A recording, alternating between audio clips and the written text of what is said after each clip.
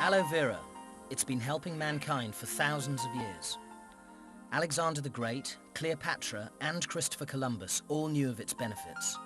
And in more recent history, Gandhi, when asked how he still had so much energy in spite of all his fasting, said he drank aloe vera every day.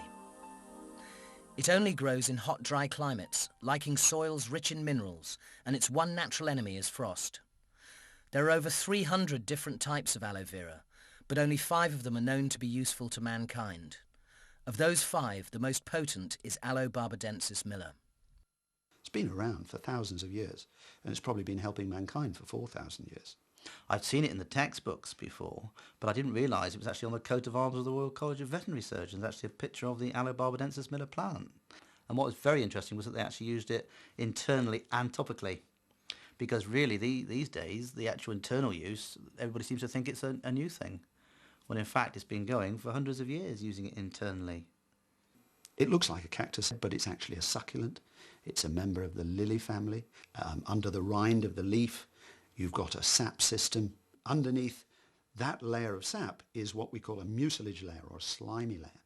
And in it is a very important sugar, a long-chain sugar, which we know affects our immune systems.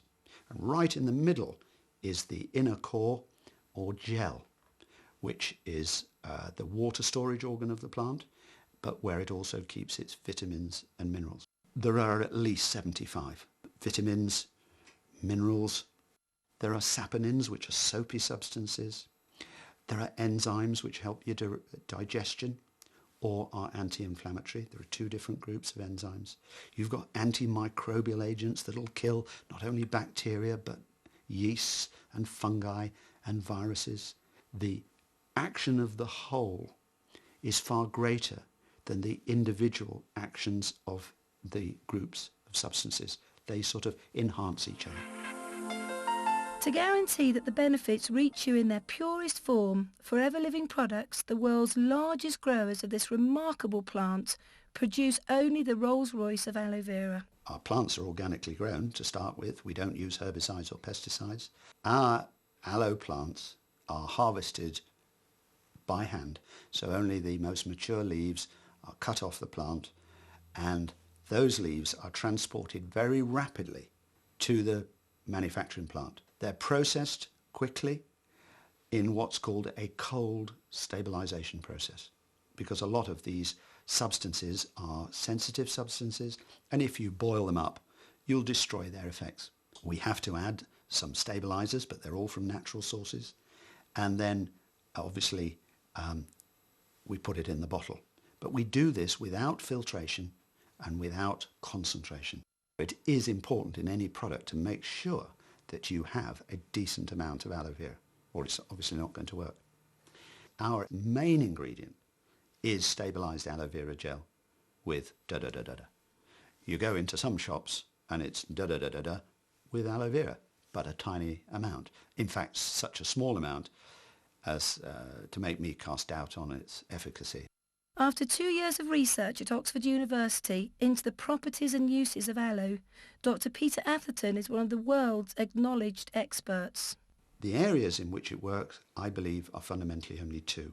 One is what we call epithelial tissue, anatomically, which for most people, it's best to think of it as surfaces and membranes.